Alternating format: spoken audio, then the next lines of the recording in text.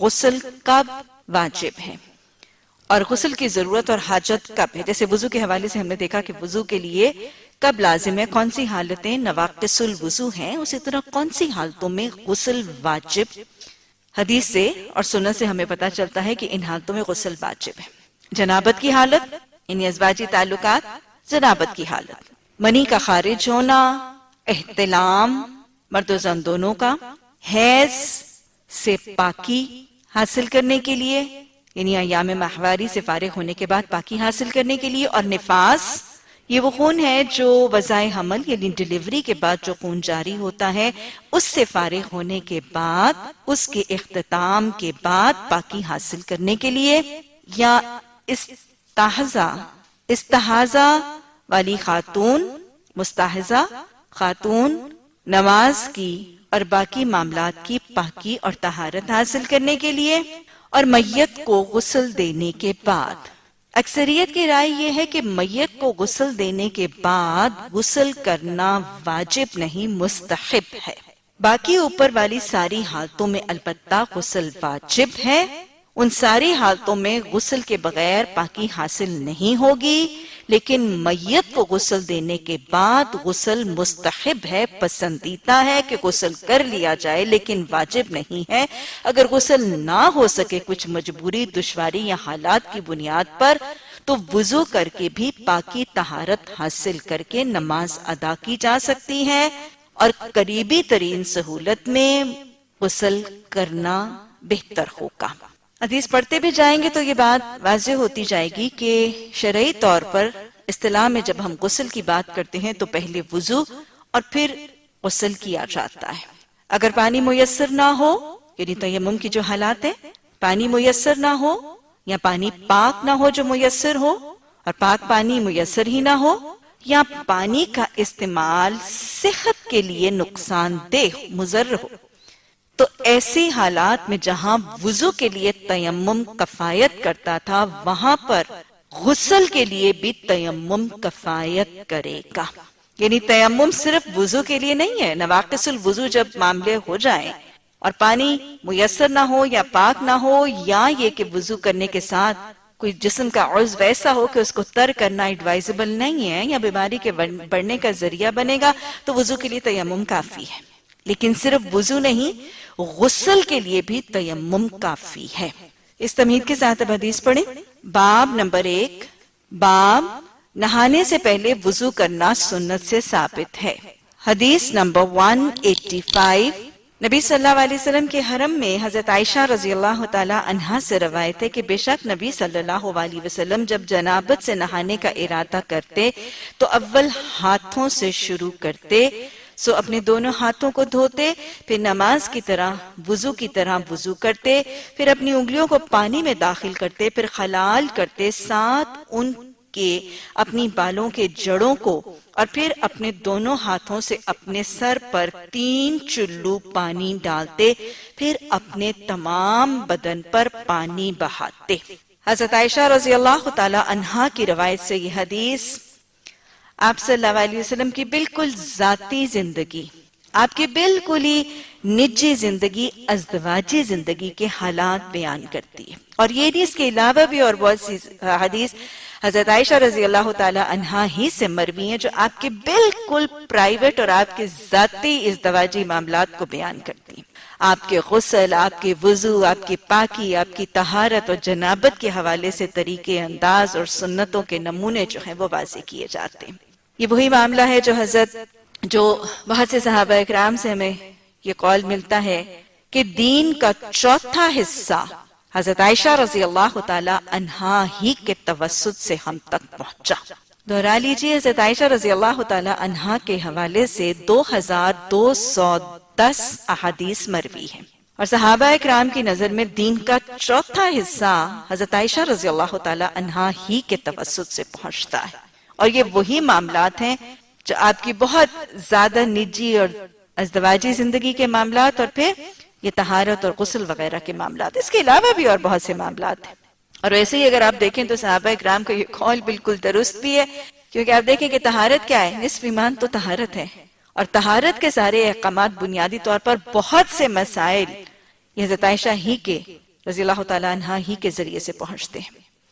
اور پھر آپ یہ بھی دیکھیے گا کہ پاکی اور طہارت، غسل اور وضو کا طریقہ بنیادی طور پر وضع کہاں سے ہوتا ہے؟ سنت اور حدیث سے۔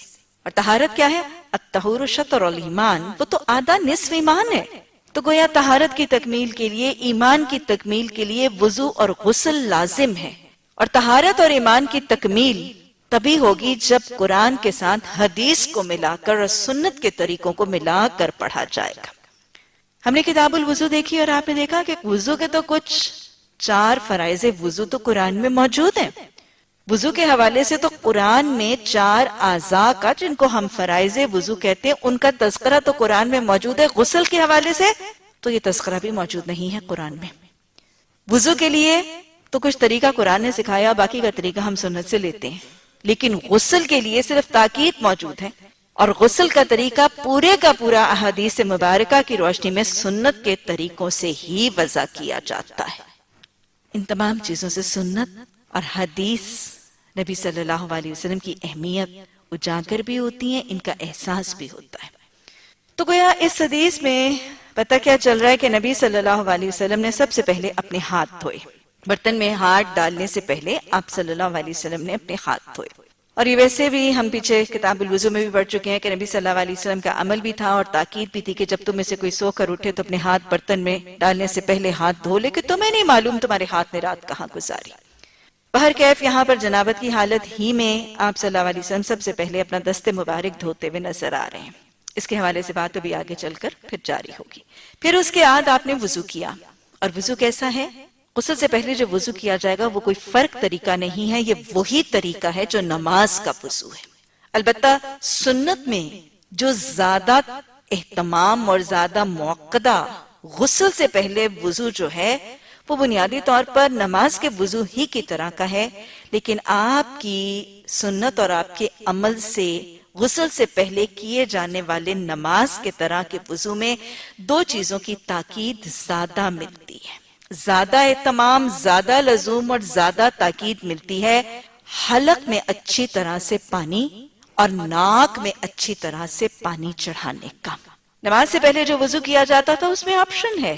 آپ صلی اللہ علیہ وسلم نے بسا اوقات صرف قلی بھی کی، اور کبھی مسواک بہت زیادہ اہتمام سے بھی آپ نے اس کی تاکید بھی فرمائی۔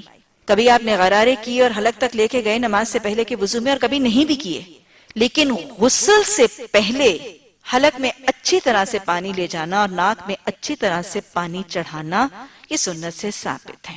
ویسے وضو نماز ہی کا سا وضو ہے۔ تو گویا آپ صلی اللہ علیہ وسلم نے پہلے اپنے ہاتھوں کی انگلیوں کو تر کر کے، دونوں دستے مبارک ان کو تر کر کے اپنے سر کا خلال کیا، گویا اس بات کا اہتمام کیا کہ بالوں کی جڑیں اچھی طرح سے تر ہو جائیں، اور پھر آپ صلی اللہ علیہ وسلم نے اپنے سر پر 3 چلو، اور پھر آپ صلی اللہ علیہ وسلم نے اپنے تمام بدن پر پانی پھینکا۔ اس سے ساتھ ملتی جلتی احادیث زیادہ وضاحت والی ہر سٹیپ کے لیے آگے آتی چلی جائیں گی۔ اس ابتدائی حدیث میں بالکل ابتدا میں ایک ترتیب بنیادی طور پر سمجھ آ رہی ہے، بنیادی طور پر ایک آرڈر سمجھ آ رہا ہے کہ آپ صلی اللہ علیہ وسلم پہلے ہاتھ دھوتے، پھر اس کے بعد آپ نے وضو کیا، وضو نماز کا سا، اس کے بعد سر کو دھونا اور سر کے بالوں کا خلال کرنا، اور پھر اس کے بعد جسم کو دھونا۔ ایک بات وضاحت سے پتہ چل رہی ہے کہ جنابت کے بعد غسل واجب ہے۔ دوسری بات کہ پہلے وضو اور پھر اس کے بعد غسل، یہ سنت کے حوالے سے یہ ترتیب بھی واجب ہے۔ اور پھر یہ دیکھیں کہ آپ صلی اللہ علیہ وسلم نے، حدیث میں آ رہا ہے کہ آپ نے جسم پر پانی بہایا اور آپ نے سر پہ 3 لپ ڈالے، لیکن آپ نے سر کی بالوں کی جڑوں تک مسح بھی فرمایا۔ تو اس حوالے سے غسل کے سنت کا طریقے میں ہلکا سا اختلاف موجود ہے۔ کچھ کے نزدیک صرف بدن پر پانی بہانا کافی ہے، اور کچھ کے نزدیک ملنا بھی واجب ہے۔ غسل میں بدن کو پانی بہانے کے ساتھ ملنے کے حوالے سے آراء امام ابو حنیفہ، امام شافعی اور امام احمد بن حنبل کی رائے یہ ہے کہ بدن کا ملنا غسل کے دوران پانی کے بہانے کے ساتھ بدن کا ملنا مستحب ہے لیکن واجب نہیں۔ یعنی ان 3 ائمہ کے نزدیک اگر صرف پانی بہا بھی دیا جائے اور یہ اہتمام کر لیا جائے کہ کوئی بال برابر علاقہ خشک نہ رہے، صرف پانی بہا بھی دیا جائے تو ان 3 ائمہ کے نزدیک وہ کافی ہوگا، لیکن اگر ساتھ ملا گیا تو وہ مستحب ہوگا، پسندیدہ ہوگا، استحباب کا معاملہ ہے۔ لیکن امام مالک کے نزدیک بدن کا ملنا واجب ہے۔ تو بہرحال غسل کے دوران صرف پانی کا بہانا نہیں، مل لینا بہرحال وجوب اور استحباب کے معاملے میں چونکہ کنفیوژن ہے تو بہرحال مل لینا بہتر ہوگا۔ یہ بھی پتہ چل رہا ہے کہ آپ نے اس حدیث مبارکہ سے پتہ چل رہا ہے کہ آپ نے بالوں کی جڑ تک پانی پہنچانے کا اہتمام کیا، گویا سر کی کھال اور جلد اور بالوں کی جڑوں میں سے کوئی ہلکا سا علاقہ خشک بھی نہیں رہنا، یہ بھی واجب ہے۔ جنابت کے غسل کے حوالے سے یہ لچک، کچھ خواتین جن کے بال گوندے ہوئے ہوتے ہیں، آپ کو پتہ ہے کہ وہ میڈیاں وغیرہ بنا لی جاتی ہیں اور بہت زیادہ ٹائٹلی گوند دیے جاتے ہیں، اور اتنی زیادہ میڈیاں ہوتی ہیں کہ ان کو پریکٹیکلی کھولنا نیکسٹ ٹو امپاسبل ہوتا ہے۔ تو ایسے حالات میں جنابت کے غسل میں اگر یہ گندے ہوئے بال نہ بھی کھولے جائیں، لیکن یہ اہتمام لازماً کر لیا جائے کہ گندے ہوئے بالوں کی جڑوں تک پانی ضرور پہنچ جائے، تو جنابت کے غسل میں اس کی لچک موجود ہے۔ لیکن حیض اور نفاس کی پاکی کے غسل میں ہر حال میں بالوں کا کھولنا اور سر کے بالوں کو کھولنا یہ واجب ہے، اور اس میں کوئی دو آرا موجود نہیں۔ یعنی اگر آپ دیکھیں کہ یہ حیض اور نفاس، حیض کی حالت مہینے میں 1 دفعہ، نفاس کی حالت اس کے مقابلتاً اور کم دفعہ، اور جنابت کی وہ حالت جو شاید بار بار کا معاملہ، تو لہٰذا شریعت میں یہ لچک دے دی گئی کہ اگر جنابت کی ناپاکی کے بعد بال کھولنے ممکن نہیں ہے، وہ گندے ہوئے بال، یہ عام چٹیا وغیرہ کے لیے معاملہ نہیں ہوگا جو آسانی سے سہولت سے کھولی جا سکتی، لیکن اگر مجبوری کے تحت ان کو کھولنا مشکل ہے، لیکن ساتھ یہ اہتمام لزوم اور تکمیل کے ساتھ کیا جا سکتا ہے کہ گندے ہوئے بالوں کی جڑ تک پانی پہنچ جائے گا، اور شبہ کا معاملہ نہ رہے کہ کوئی ایک بال برابر علاقہ بھی خشک رہے گا، تو پھر جنابت کے غسل میں یہ کرنے کی لچک موجود ہے۔ البتہ حیض اور نفاس کی پاکی میں بہرحال سر کے بال کھولنے اور پاکی اور طہارت کو حاصل کرنے کے لیے سر کے بالوں کا کھولنا واجب ہے۔ حدیث نمبر 186، حضرت میمونہ رضی اللہ تعالی عنہا سے روایت ہے کہ نبی صلی اللہ علیہ وسلم نے وضو کیا جیسے کہ آپ نماز کے واسطے وضو کیا کرتے تھے، مگر آپ نے اپنے دونوں پاؤں کو نہیں دھویا، یعنی وضو کیا اور وضو میں آپ نے پاؤں ابھی نہیں دھوئے، اور پھر شرمگاہ کو دھویا اور جو ناپاکی اس کو لگی تھی اس کو دور کیا، پھر آپ نے اپنے بدن پر پانی بہایا، پھر آپ نے اپنے پاؤں کو کنارے کیا، سو ان کو دھویا، اور یہ طریقہ تھا نبی صلی اللہ علیہ وسلم کے غسل کا۔ گویا اس حدیث میں بھی حضرت میمونہ رضی اللہ تعالی عنہا زوجہ ہے نبی صلی اللہ علیہ وسلم کی، ان کے حوالے سے بھی حدیث کے الفاظ میں آپ صلی اللہ علیہ وسلم کے غسل کا طریقہ جو ہے وہ وضع ہو رہا ہے۔ یہاں پر یہ پتہ چل رہا ہے کہ نبی صلی اللہ علیہ وسلم نے پہلے وضو کیا، گویا ترتیب میں غسل سے پہلے وضو ہی ہوگا، آپ نے پہلے وضو کیا، لیکن یہاں پر خاص مذکور ہے کہ آپ نے وضو کی ترتیب میں پاؤں کا دھونا چھوڑ دیا اور اس کو مؤخر کر کے غسل کے بعد دھویا۔ اور یہاں پر دوسری بات جو پتہ چل رہی ہے کہ آپ نے وضو کے بعد استنجا فرمایا اور پھر سارے بدن پر پانی بہایا، اور اینڈ میں آپ نے اپنے پاؤں مبارک دھوئے۔ یہاں پر 2 باتیں ہائی لائٹ ہو رہی ہیں۔ ایک تو یہ کہ آپ نے وضو کے بعد استنجا فرمایا، لیکن اکثر حدیث کے واقعات میں سنت سے یہ بات ثابت ہے کہ آپ وضو سے پہلے استنجا فرماتے۔ وضو سے پہلے استنجا یعنی استنجا کو اول کرنا اور پھر وضو کرنا، یہ اکثریت کے موقعوں سے ثابت ہے۔ گویا اس ہی کو سنت کا طریقہ تصور کر کے پہلے استنجا کرنا، پھر ہاتھ استنجا کے بعد دھونا اور پھر وضو کرنا، یہ ترتیب سنت سے زیادہ قریب ہے۔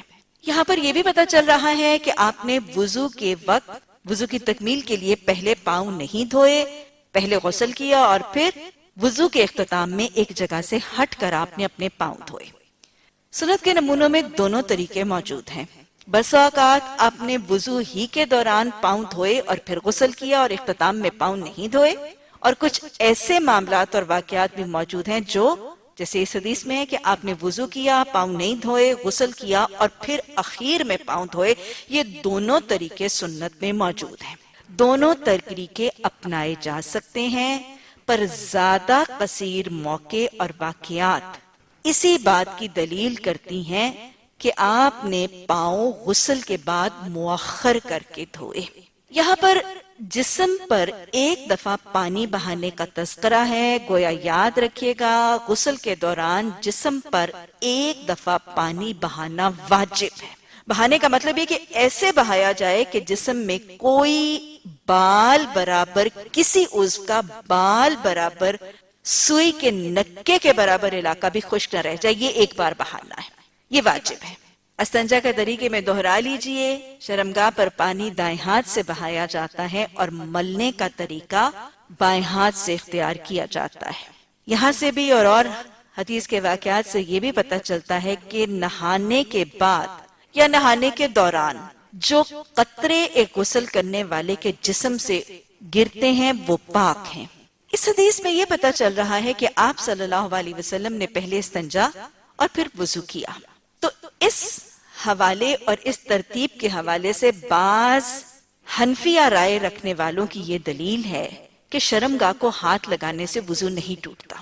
پھر سمجھ لیجئے چونکہ آپ نے پہلے وضو اور پھر اس کے بعد استنجا کیا تو آپ کی اس ترتیب جو اس حدیث میں آتی ہے، اس ہی ترتیب سے بعض حنفی رائے رکھنے والے لوگوں کے نزدیک شرمگاہ کو ہاتھ لگانے سے وضو نہیں ٹوٹتا. لیکن اکثریت کی رائے اس کے خلاف ہے، اور وہ یہ ان کی رائے اس کے خلاف ہونے میں وہ اس عمل کا جواز کیسے دیتے ہیں. ان کے نزدیک شرمگاہ کو ہاتھ لگانے سے وضو ٹوٹتا ہے، تو وہ اس رائے کی مخالفت اس عمل کا جواز پر کیسے دیتے ہیں. ان کے نزدیک وضو کے بعد جب استنجا کیا، شرمگاہ کو ہاتھ لگایا تو وضو تو ٹوٹ گیا، لیکن ان کے نزدیک غسل کا کرنا بذات خود وضو کا ذریعہ بن جائے گا. گویا ان کے نزدیک غسل وضو کے لیے کافی ہے، غسل کے کرنے سے وضو کا معاملہ بھی حاصل ہو جاتا ہے. یہ رائے، لیکن میں پھر بتا دوں اکثریت کی رائے اس کے بھی خلاف ہے. اکثریت کی رائے یہ ہے کہ وضو اپنے اعضاء کی ترتیب اور غسل اپنے اعضاء کی ترتیب سے ہوتا ہے. غسل کا کرنا وضو کی کفایت نہیں ہوگا. انشاءاللہ اس پر آگے بھی جا کے بات ہوتی رہے گی. وضو اور غسل کے حوالے سے 3 آراء موجود ہیں. جو سخت ترین رائے ہے وہ یہ کہ چاہے ابتدا میں غسل کیا جائے، وضو کیا جائے، پھر غسل کیا جائے، لیکن چونکہ جسم کو ہاتھ چھو جاتا ہے تو غسل کے بعد لباس پہننے کے بعد پھر سے وضو کرنا لازم. یہ سختی کی رائے ہے. دوسری رائے جو معتدل اور درمیانی رائے ہے کہ اگر غسل کے آغاز یا غسل کے انتہا میں وضو کر لیا جائے اور ساتھ غسل بھی کر لیا جائے تو یہ وضو کا ابتدا میں کرنا اس وضو کے لیے، اس وضو کی قائم رہنے کے لیے کافی. غسل کے آغاز میں اگر وضو کر لیا جائے اور غسل کے دوران اگر جسم کو ہاتھ لگے تو بھی وہ ابتدا کا غسل جو برہنہ حالت میں ہوا وہ وضو کے لیے کافی ہوگا. یہ دوسری رائے ہے. اور تیسری اور سب سے زیادہ نرمی اور لچک کی رائے جس میں شبہ بہر کیف موجود ہے اور جو مشتبہ چیزوں سے بچ گیا اس نے اپنا دین بچا لیا. تیسری اور نرم ترین رائے یہ ہے کہ صرف غسل کا کر لینا، یہ جنابت کی حالت نہیں میں بتا رہی، یہ میں الگ سے غسل کی بات بتا رہی ہوں. صرف غسل کا کر لینا وضو کے لیے کافی ہو جائے گا. حالانکہ وضو کی ترتیب لازم نہیں کہ وضو میں غسل میں ملحوظ خاطر رکھی جائے. بہرحال آراء مختلف ہیں. باب نمبر 2، مرد اور عورت کے مل کے نہانے کا بیان، یعنی ایک ہی برتن سے دونوں کے مل کے غسل کرنے کا جواز. حدیث نمبر 187، حضرت عائشہ رضی اللہ تعالی عنہا سے روایت ہے کہ میں اور اللہ کے رسول صلی اللہ علیہ وسلم دونوں ایک برتن سے غسل کیا کرتے تھے، اور وہ برتن ایک بڑا سا برتن تھا جس کو فرق کہتے ہیں، فرقہ. حضرت عائشہ رضی اللہ تعالی عنہا پھر اپنے بالکل ہی ذاتی اور نجی سے اور ازواجی سے معاملات بیان کرتی ہوئی نظر آتی ہیں. شرع کی تعلیم کے معاملات میں شرم کا طریقہ اختیار نہیں کیا گیا. آپ اور آپ کی زوجہ محترمہ کا تذکرہ آ رہا ہے کہ آپ دونوں ایک ہی برتن سے پانی لے کر غسل فرماتے. اس کی مختلف کیفیتیں اور حالتیں ہو سکتی ہیں. ایک حالت اور ایک طریقہ تو یہ ہو سکتا ہے کہ برتن ایک ہی ہوگا لیکن اوقات مختلف ہوں گے. ایک ہی برتن میں سے مختلف اوقات میں غسل، پہلے ایک نے پھر اس کے بعد دوسرے نے، یہ بھی ہو سکتا ہے. یہ جو فرمایا جا رہا ہے کہ ہم ایک ہی برتن سے غسل کرتے تو یہ بھی ممکن ہے کہ اس کا انداز یہ ہو کہ پہلے ایک نے پھر اس کے بعد دوسرے نے، لیکن برتن ایک ہی ہو. اور اسے یہ بات ثابت ہوتی ہے اور یہ واضح ہوتی ہے کہ غسل کا مستعمل پانی ناپاک نہیں ہے.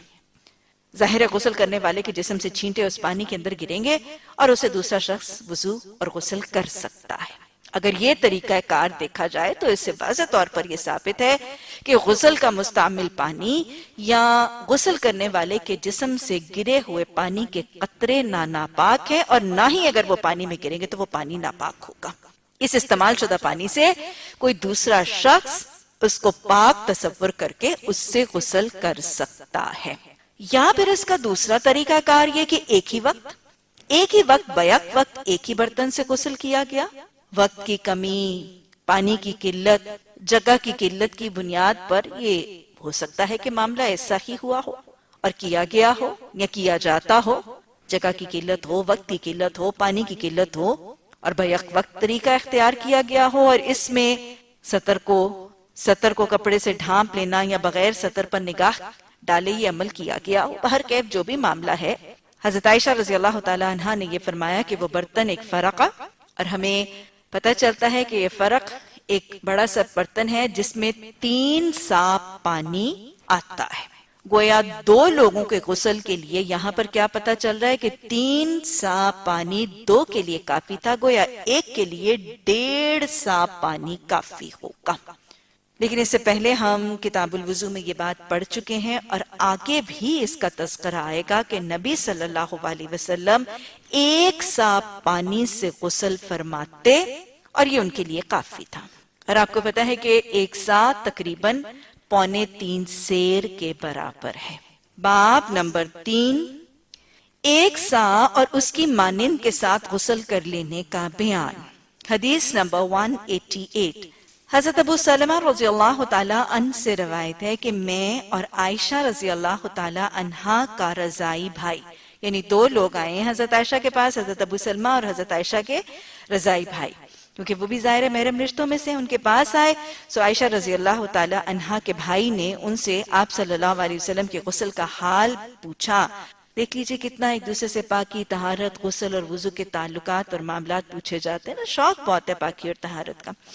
غسل کا حال پوچھا، یعنی آپ صلی اللہ علیہ وسلم کس قدر پانی سے غسل کیا کرتے تھے. تو حضرت عائشہ رضی اللہ تعالی عنہا نے بقدر سا، یعنی 1 سا کے مطابق تقریباً ایک برتن منگوایا، بس اس میں غسل کیا اور اپنے سر پر پانی بہایا، اور ہمارے اور حضرت عائشہ رضی اللہ تعالی عنہا کے درمیان ایک پردہ تھا. امام بخاری نے کہا کہ یزید بن ہارون کی روایت میں نحو من سا کے بدلے قدر سا کے الفاظ آئے ہیں. تو گویا یہاں پر حضرت عائشہ رضی اللہ تعالی عنہا سے سوال کیا گیا ہے نبی صلی اللہ علیہ وسلم کے غسل کی کیفیت اور حالت کے بارے میں کہ وہ کتنے پانی سے غسل کر لیتے تھے، یعنی کتنا پانی غسل کے لیے کفایت کرے گا اور سفیشنٹ ہو جائے گا. یعنی ظاہر ہے جو نبی صلی اللہ علیہ وسلم کے لیے سفیشنٹ تھا وہ باقیوں کے لیے بھی کافی ہو جائے گا. حضرت عائشہ سے ان کے رضائی بھائی انہوں نے سوال کیا اور حضرت عائشہ نے کیا کیا، پانی منگوایا، اور بجائے اس کے کہ زبانی بتایا، حضرت عائشہ نے اس کو ڈیمنسٹریٹ کر کے دکھا دیا.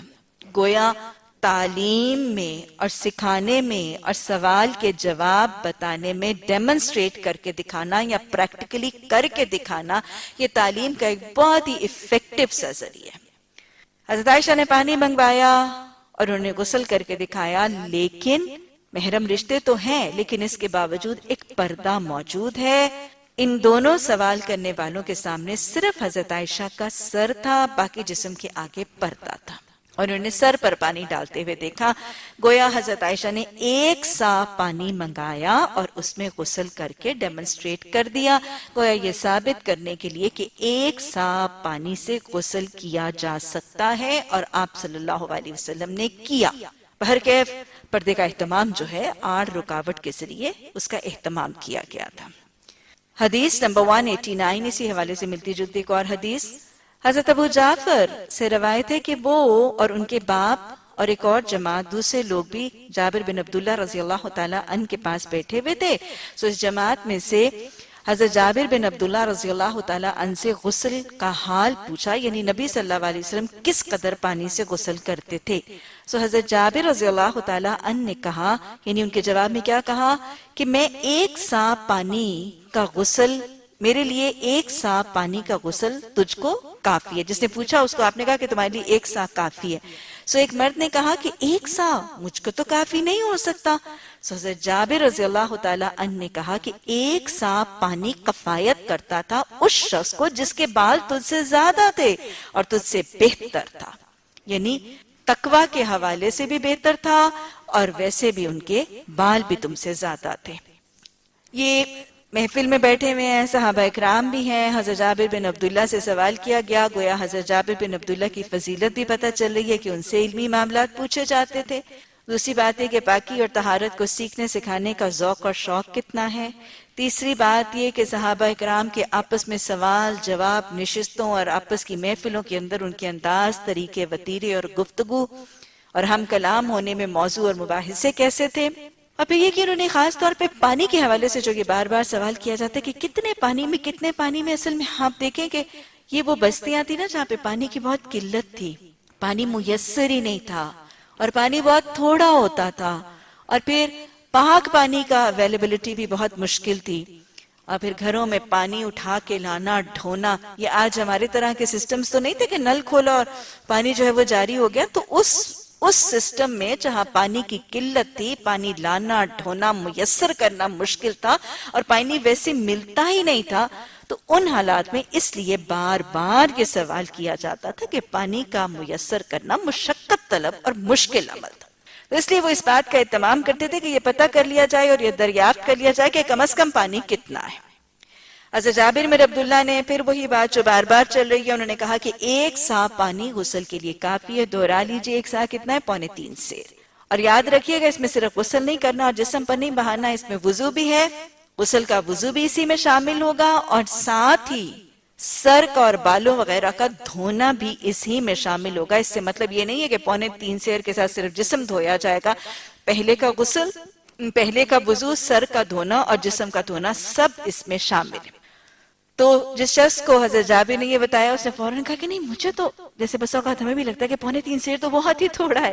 تو شخص نے فوراً ہی کہا کہ مجھے تو یہ 1 سا کافی نہیں ہوگا. تو حضرت جابر بن عبداللہ نے پھر تحقیق اور کنفرمیشن کے لیے کہا کہ اگر نبی صلی اللہ علیہ وسلم جن کے بال تم سے گھنے تھے، کوئی ایک اور بات کیا پتہ چل رہی ہے؟ شمائل پتہ چل رہے ہیں کہ نبی صلی اللہ علیہ وسلم کے بال مبارک جو ہیں وہ بہت کثیر تھے اور گھنے بال تھے آپ صلی اللہ علیہ وسلم کے. تو اگر جس کے بال اتنے گھنے تھے اور جو تجھ سے بہت زیادہ اللہ کی محبت کا خواہش رکھنے والے اور جو زیادہ پرہیزگار اور زیادہ متقی اور زیادہ طہارت کا خیال رکھنے والے تھے، اگر ان کو اتنا بہت تھا تو تمہارے لیے بھی اتنا بہت ہوگا. تو لہٰذا آپ صلی اللہ علیہ وسلم کے حوالے سے یہ واضح طور پر یہ بتایا گیا کہ ان کے لیے پانی کتنا کافی تھا. باب نمبر 4، باب اپنے سر پر 3 بار پانی بہانے کا بیان، یعنی یہ مستحب ہے. حضرت جبیر بن مطعم رضی اللہ تعالیٰ عنہ سے روایت ہے کہ رسول اللہ صلی اللہ علیہ وسلم نے فرمایا، میں تو اپنے سر پر 3 بار پانی ڈالتا ہوں، یعنی غسل میں، اور آپ نے اپنے دونوں ہاتھوں سے اشارہ کیا، یعنی نبی صلی اللہ علیہ وسلم نے دونوں ہاتھوں سے اشارہ کر کے سر پر پانی بہانے کی شکل پھینکی. حضرت جابر بن عبداللہ کی رضی اللہ تعالیٰ عنہ کی روایت سے بھی اسی ملتی جلتی حدیث ہے کہ آپ صلی اللہ علیہ وسلم اپنے سر مبارک پر 3 دفعہ پانی بہایا کرتے تھے. یہ 3 دفعہ پانی بہانے کا طریقہ کار پہلے بالکل ترتیب آئی تھی، اب ہر عمل کی ڈیٹیل اور زیادہ وضاحت آتی چلی جائے گی. آپ صلی اللہ علیہ وسلم کا سر مبارک دھونے کا طریقہ، آپ 3 دفعہ پانی بہاتے تھے.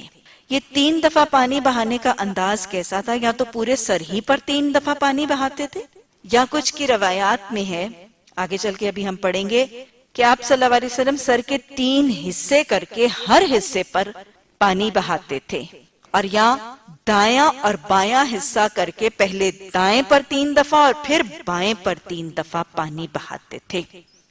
یا تو سارے ہی سر پر 3 دفعہ، یا پھر سر کے 3 حصے کر کے ان پر ایک ایک دفعہ، گویا کل نفری 3 دفعہ، اور یہاں دایاں بایاں کر کے دائیں پر 3 اور بائیں پر 3. یہ مختلف طریقے آپ کو حدیث سے ملیں گے اور یہ سارے ہی طریقے سنت سے ثابت ہیں. لیکن سب میں یہ تاکید ضرور ہی ہے کہ سر پر پانی بہانے کے دوران آپ بالوں کی جڑوں کا خلال اس اہتمام کے حوالے سے کرتے تھے کہ بالوں کی جڑ تک پانی پہنچ جائے. بدن پر پانی بہانا، میں پھر دوہرا رہی ہوں، 1 دفعہ پانی بہانا واجب ہے، 3 دفعہ پانی بہانا مستحب اور سنت رسول صلی اللہ علیہ وسلم سے ثابت ہے. باب نمبر 5، غسل کے وقت برتن پانی اور خوشبو کے ساتھ شروع کرنے کا بیان. حدیث نمبر 191، حضرت عائشہ رضی اللہ تعالی عنہا سے روایت ہے کہ رسول اللہ صلی اللہ علیہ وسلم جب ارادہ کرتے غسل کرنے کا جنابت سے، گویا جنابت کے بعد غسل واجب ہے، جنابت سے تو خلاب کی مانند ایک منگواتے. خلاب کسے کہتے ہیں؟ خلاب 3 معنی اور 3 ترجمے خلاب کے آتے ہیں. یا تو خلاب ایک برتن کو کہتے ہیں، ایک ایسا برتن جو ایک کوزے کی مقدار ہے اور اس میں 1 سا پانی آتا ہے. ایک کوزے کی مانند ایک برتن جس میں 1 سا پانی آتا ہے، اس کو خلاب کہا جاتا ہے عربی زبان میں. یا میوہ جات وغیرہ کے درختوں سے جو خوشبو نکالی جاتی ہے، نچوڑی جاتی ہے، اس کو بھی خلاب کہا جاتا ہے. میوے ہوتے تو میووں کے درختوں سے جو خوشبو نچوڑی اور نکالی جاتی ہے، ایکسٹریکٹ کی جاتی ہے، وہ پرفیوم سا، اس کو بھی خلاب کہا جاتا ہے. اور کچھ کے نزدیک عرق غلاب کو بھی خلاب کہا جاتا ہے. بہرحال آخری 2 ترجمے خوشبو کے حوالے سے ہیں اور پہلا جو ہے وہ برتن کے سائز کے حوالے سے ہے. تو یہاں تک اگر ہم پڑھیں تو سب سے پہلی بات یہ پتہ چلتی ہے کہ نبی صلی اللہ علیہ وسلم غسل سے پہلے اگر خلاب برتن کو تصور کریں تو آپ 1 سا پانی کے ساتھ غسل کرتے تھے اور وہ آپ کے لیے کافی ہوتا تھا. دوسری بات یہ کہ آپ اس کو مانگتے تھے. گویا غسل جیسے وضو کے لیے ہم نے دیکھا تھا، ویسے ہی غسل کے لیے مدد لینی جائز ہے، کسی اور سے پانی منگوانا اور ہیلپ لینی جائز ہے. آپ منگواتے تھے تو گویا یہ کیا جا سکتا ہے، کروایا جا سکتا ہے. اور پھر آپ صلی اللہ علیہ وسلم جنابت کے غسل میں پاکی اور طہارت حاصل کرنے کے لیے، اگر ہم اس کو خوشبو کا مطلب دیں تو پاکی، نظافت اور اپنی نفیس طبیعت کے حوالے سے خوشبو کے استعمال کا بھی اہتمام فرماتے تھے. آپ کی طبیعت کے نفیس ہونے کا تذکرہ تو ہمیں مختلف حالات اور واقعات سے ملتا ہے. کہتی ہیں کہ آپ ایک برتن منگواتے تھے، یعنی حکم فرماتے تھے کہ یہ برتن پانی سے بھرا ہوا آپ کے پاس لایا جائے، سو آپ دونوں ہاتھوں کے ساتھ پانی لیتے تھے، یعنی برتن سے، پھر اسے اپنے سر کی داہنی طرف سے شروع کرتے تھے، پھر بائیں طرف پس ڈالتے تھے اور ان کے ساتھ پانی درمیان سر پر یعنی اپنے دونوں ہاتھوں سے ایک ایک چلو لے کر پہلے سر کی دائیں جانب، پھر بائیں جانب اور پھر سر کے درمیان ڈالتے تھے.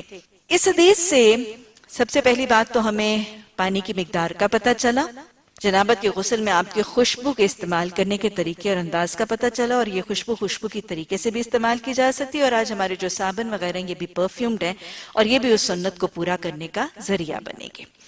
اسی طرح آپ صلی اللہ علیہ وسلم کے سر مبارک میں پانی ڈالنے کا طریقہ پتہ چل رہا ہے. آپ جب سر مبارک میں پانی ڈال رہے ہیں تو یہاں پر کیا ہے، پہلے دائیں، پھر بائیں اور پھر درمیان والے حصے میں، اور اس سے کتنے بنتے ہیں؟ 3 لب. یہ وہی 3 لب ہیں جن کا تذکرہ پہلے بھی آیا اور میں نے آپ کو اس کی یہ ترتیب بتائی. کوئی آپ ہر کام کا آغاز دائیں جانب سے کرتے، پہلے دائیں، پھر بائیں اور پھر درمیان میں 1 لب ڈالتے. یہاں سے یہ بھی پتا چلتا ہے کہ دائیں بائیں اور درمیان کے لیے 1 لب کافی ہو جاتا، لیکن ساتھ آپ کے سنت کا طریقہ جو بارہا پتا چل رہا ہے کہ سر میں جب آپ پانی ڈالتے تو ساتھ سر کا مسح کرتے، بالوں کا خلال کرتے تاکہ پانی جڑ تک پہنچ جائے. یہاں پر ایک اور بات جو واضح ہو رہی ہے، اگر آپ غور کریں تو آپ کو پتا چلے گا کہ آپ صلی اللہ علیہ وسلم نے یہاں جب پانی کے برتن میں ہاتھ ڈالا تو دھوئے بغیر ڈالا. یہاں پر غسل میں جو آپ نے سر پر پانی ڈالنے کے لیے ہاتھ ڈالا تو اس میں پہلے دھونے کا تذکرہ موجود نہیں. تو گویا کہیں دھونے کا تذکرہ موجود ہے اور کہیں دھونے کا تذکرہ موجود نہیں ہے. یہ دونوں عمل کیا ایک دوسرے کے مخالف ہیں؟ اور کیا سنت کے عمل میں فرق ہے اور کیوں؟ ایک عمل دوسرے عمل کی مخالفت نہیں کرتا، اس کو کیسے جسٹیفائی کیا جائے گا اور اس کو کیسے سمجھا جائے گا؟ معاملہ یوں ہے کہ جب آپ صلی اللہ علیہ وسلم غسل سے پہلے استنجا فرماتے، رفع حاجت کرتے، استنجا فرماتے، تو استنجا کے بعد آپ ہاتھ دھوتے اور اس کی تاکید بھی فرماتے، یا آپ کے دست مبارک پر اگر کوئی گندگی یا کوئی ناپاکی یا پلیدگی کی چیز لگی ہوتی تو اس کو دھونے کے لیے آپ ہاتھ دھوتے بھی اور اس کی تاکید بھی فرماتے برتن میں ڈالنے سے پہلے۔ لیکن اگر استنجا نہ کیا گیا ہوتا اور ہاتھوں کے اوپر کوئی ظاہری پلیدگی اور نجاست نہ لگی ہوتی تو بغیر دھوئے اس ہاتھ کو وضو کرنے یا سر پر پانی ڈالنے کے لیے بغیر دھوئے، یعنی دھونے ڈالنے سے پہلے دھوئے بغیر ڈائریکٹلی برتن میں ہاتھ ڈال لیتے۔ بات سمجھ آئی؟ جب دھویا تو کب دھویا؟ استنجا کے بعد، یا جب ہاتھ کے اوپر کوئی ظاہر گندگی لگی، اور جب نہیں دھویا یعنی استنجا نہیں کیا اور ہاتھ صاف ہے، کوئی ظاہری گندگی نہیں لگی تو بغیر دھوئے برتن میں ہاتھ ڈال دیتے۔ اس کو سمجھنا اس لیے ضروری ہے کہ بعض کے نزدیک یہ رائے موجود ہے کہ جنابت کی حالت میں ہاتھ ناپاک ہے، کہ ایک جنبی جب تک وضو نہیں کر لیتا اس کا ہاتھ ناپاک ہے، اور اگر اس نے وہ ہاتھ پانی کے برتن میں ڈالا تو ہاتھ کی ناپاکی کی وجہ سے وہ پانی جو برتن میں ہے وہ بھی ناپاک ہو جائے گا اور وہ استعمال کے قابل نہیں رہے گا۔ رائے سمجھ میں آئی؟ کچھ لوگوں کی رائے یہ ہے کہ ایک جنبی شخص جنابت کے بعد جب تک وہ وضو نہیں کرتا اس کا ہاتھ ناپاک ہے، اور اگر اس ناپاکی کی حالت میں اس نے اپنا ہاتھ برتن میں ڈال دیا تو وہ پانی سارے کا سارا قابل استعمال نہیں رہے گا، وہ ناپاک ہو جائے گا۔ حالانکہ یہاں پر واضح طور پر آپ صلی اللہ علیہ وسلم جنابت کی حالت میں پانی کے برتن میں ہاتھ ڈالتے ہوئے نظر آتے ہیں، تو یاد رکھیے گا اگر گندگی نہیں، اگر استنجا نہیں کیا تو جنابت والے شخص کا ہاتھ بذات خود ناپاک نہیں ہے۔ اگر اس کو پانی میں ڈال دیا گیا تو وہ پانی ناپاک نہیں ہوگا۔ اور ویسے بھی ایک شخص اگر کسی سے ہاتھ ملاتا ہے، مصافحہ کرتا ہے، تو اس کا ہاتھ ناپاک نہیں ہے بشرطے کہ کوئی ظاہری گندگی نہیں، تو اس کا ہاتھ ناپاک نہیں۔ اسی طرح ایک شخص جو جنابت کی حالت میں اس کا پسینہ بھی ناپاک نہیں ہے۔ اور پیچھے بھی ابھی میں نے بات کی کہ ایک جنابت والے شخص کے جسم سے گرنے والے پانی کے قطرے بھی ناپاک نہیں ہیں۔ آپ دیکھیں کہ اگر ہاتھ ناپاک ہے تو پھر تو باقی کے سارے جسم کے اعضاء ناپاک ہوں گے نا۔ ہم یہ نہیں کہہ سکتے کہ صرف ہاتھ ناپاک ہے اور باقی اعضاء پاک ہیں۔ اگر جسم کے اعضاء میں سے ہاتھ ناپاک ہوگا تو باقی اعضاء بھی ناپاک ہوں گے۔ اگر یہ رائے اور یہ تصور قائم کیا گیا کہ ہاتھ ناپاک ہیں تو باقی جسم کے اعضاء بھی ناپاک ہوں گے۔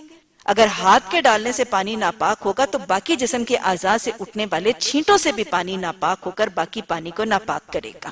ایسا معاملہ نہیں۔ جنابت والے شخص کے ہاتھ بھی پاک ہے، اس کا پسینہ بھی پاک ہے، اس کے جسم سے گرنے والے پانی کے قطرے بھی پاک ہیں۔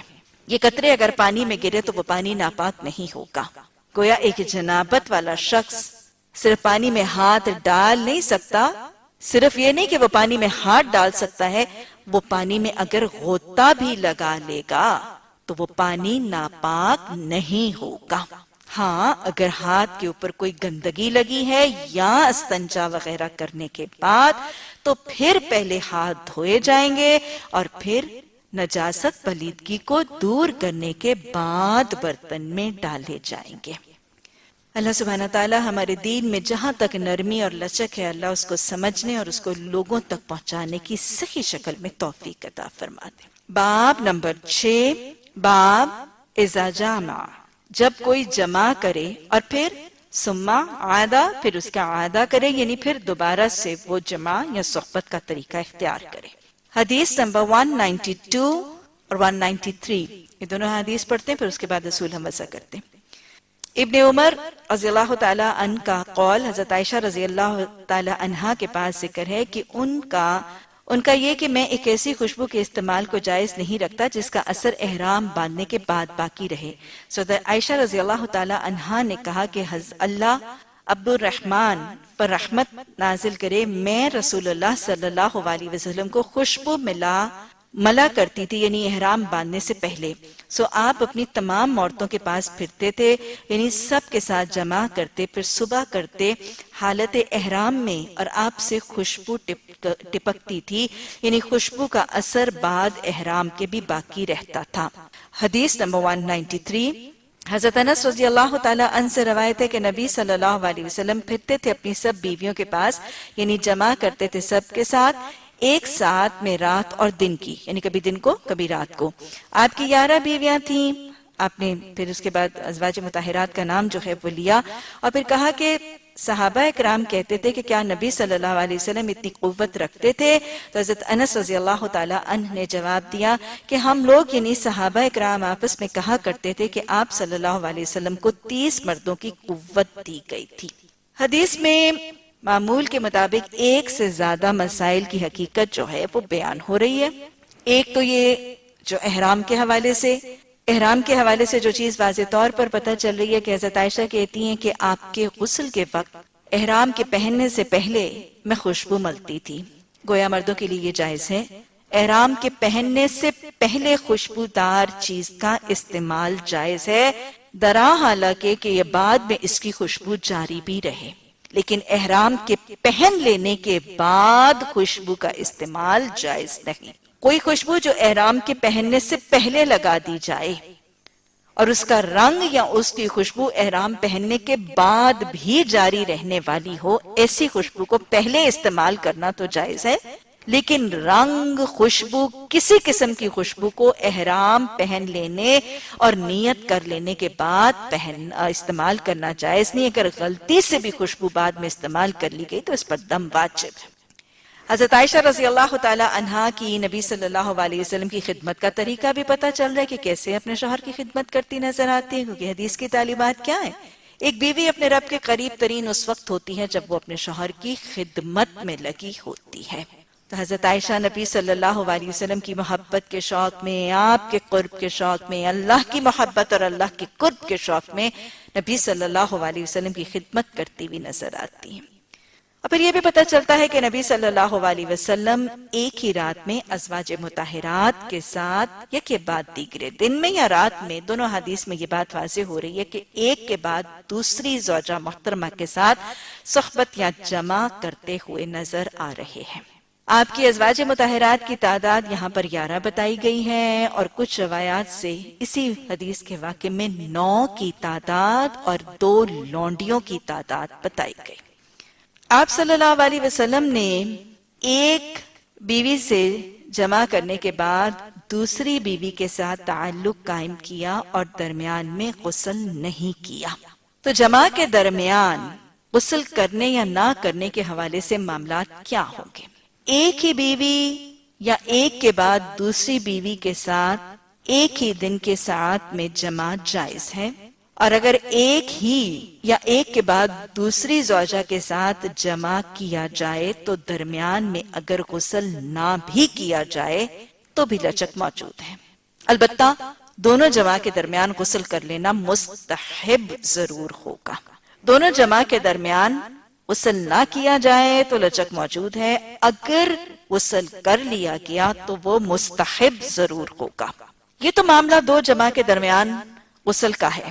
کیا ایک کے بعد دوسرے جمع سے پہلے وضو کا معاملہ کیسا ہوگا؟